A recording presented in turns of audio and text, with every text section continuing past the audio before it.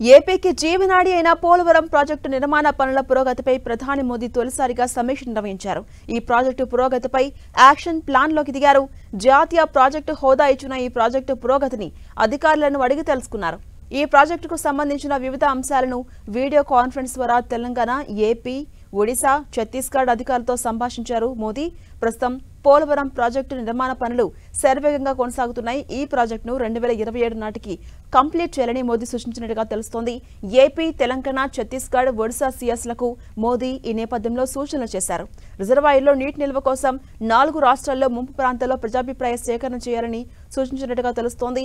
Project భూసేకరణ, నిర్వాసితులకు పునరావాస కల్పన, గడువులోగా పనులన్నీ పూర్తి చేయడంపై ప్రధాని మోదీ సమీక్షించారు. ఇప్పటికే పలుమార్లు తెలంగాణ, ఒడిశా, ఛత్తీస్గఢ్ రాష్ట్రాల ముప్పుపై అభ్యంతరాలు ప్రధాని దృష్టికి తీసుకెళ్లినట్టుగా తెలుస్తోంది. ఏపీ సర్కారు అందించిన సమాచారం ప్రకారం పోలవరం ప్రాజెక్టు అథారిటీ క్షేత్రస్థాయిలో సర్వే చేసి వాస్తవాలు కేంద్రం దృష్టికి తీసుకెళ్లి రక్షణ చర్యలు చేపట్టాలని తెలంగాణ ప్రభుత్వం కోరింది.